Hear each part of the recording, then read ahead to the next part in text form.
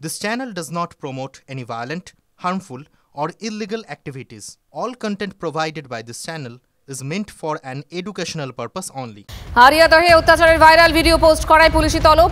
গ্রেফতারের আশঙ্কায় কলকাতা হাইকোর্টের দ্বারস্থ দুই ব্যক্তি। মামলা দায়ের করার অনুমতি বিচারপতি অমৃতা সিনহার।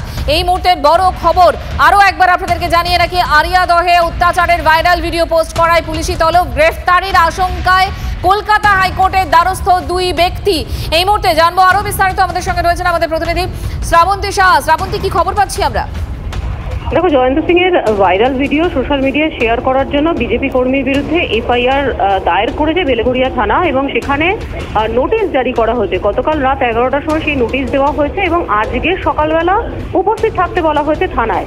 কেন এই অতি সক্রিয়তা? পুলিশের এই অতি সক্রিয়তার বিরুদ্ধেই আদালতে দ্বারস্থ হয়েছেন পৃথ্বীরাজ মুখার্জি। তাঁর বক্তব্য, একই সঙ্গে এফআইআর খারিজ করে দেওয়া হোক। বেলা 2টার সময় বিচারপতি অমৃতা সিনহা এই মামলাটি গ্রহণ করেছেন এবং তিনি ওই সময় শুনবেন।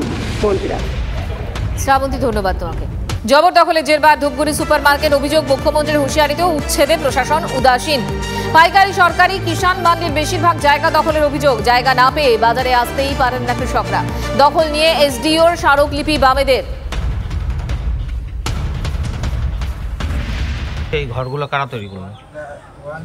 মার্কেট লোককে বলেই তৈরি করা হয়েছে। মার্কেটকে বলে তৈরি করা হয়েছে। এটা কি কেনা জায়গা? না। তাহলে সরকারি জায়গা? সরকারি জায়গা তো, মার্কেটের জায়গা। তো যিনি করেছেন তিনি কৃষক? না, পাইকার। পাইকার মানে এটা কি মানে কোনো রেন্টে নেওয়া? নেই। তাহলে ঘর কে বানালো? ঘর আমরা এমনি তিরপাল লাগায় করা হচ্ছে ওটা।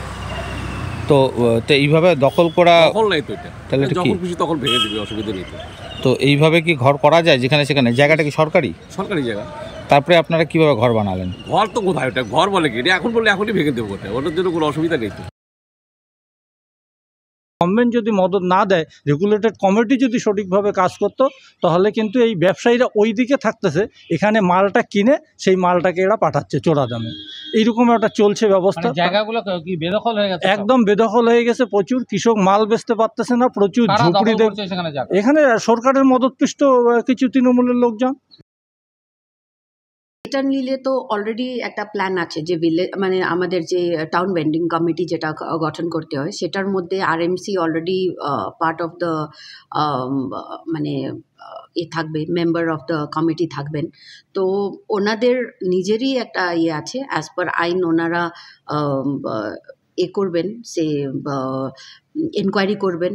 তো যারা এনকোয়ারি, সে অনেক ডিপার্টমেন্টস মানে জয়েন্ট এনকোয়ারি হবে। জয়েন্ট এনকোয়ারির পর একটা লিস্ট ওনারাও রেডি করবেন। সেইভাবে ওনারা একটা নিজের মানে জায়গাকে ঠিকভাবে করার জন্য একটা প্ল্যান অলরেডি চলছে। প্রশাসনিক বৈঠক থেকে কড়া নির্দেশিকা দিয়েছেন রাজ্যের মুখ্যমন্ত্রী মমতা বন্দ্যোপাধ্যায়। সরব হয়েছেন সরকারি জায়গা বেদখল নিয়ে। বিভিন্ন জায়গায় রাজ্যের সরকারি জায়গা যে সমস্ত বেদখল হয়েছিল সেগুলোকে পুনরুদ্ধারের কাজ শুরু করেছে প্রশাসন। কিন্তু ঠিক উল্টো ছবি জলপাইগুড়ি জেলার ধূপগুড়িতে। ঠিক ধূপগুড়ি সুপার মার্কেট এলাকা, যেটা জলপাইগুড়ি জেলা প্রশাসনের নিয়ন্ত্রিত বাজার, সেই বাজারের বিভিন্ন জায়গা কিন্তু বেদখল হয়ে গিয়েছে। একেবারে গজিয়ে উঠেছে ব্যাঙের ছাতার মতো একের পর এক দোকান।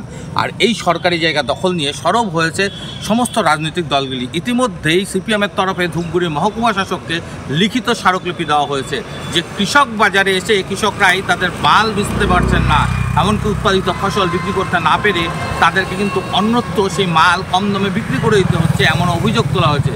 সেই সাথে যারা মাল বিক্রি করবার জন্য এখানে আসেন বা কেনার জন্য আসেন, তারা গাড়ি রাখার জায়গা পাচ্ছেন না। এই ধরনের বিভিন্ন অভিযোগ তোলা হয়েছে এই সুপার মার্কেট নিয়ে। আর প্রশ্ন উঠছে, সমস্তটাই ঘটছে প্রশাসনের চোখের সামনে। কেন এখনও নির্দেশিকার পর এই সমস্ত বেদখল উদ্ধার করা গেল না? জায়গাগুলি কেন খালি করা গেল না? এই নিয়ে কিন্তু প্রশ্ন তুলছেন সাধারণ মানুষ এবং রাজনৈতিক দলগুলি। এখন দেখার বিষয় এই খবর সম্প্রচারের পরে কী ধরনের উদ্যোগ নেয় জেলা প্রশাসন। জলপাইগুড়ি ধূপগুড়ি থেকে রনি চৌধুরী, টিভি9 বাংলা।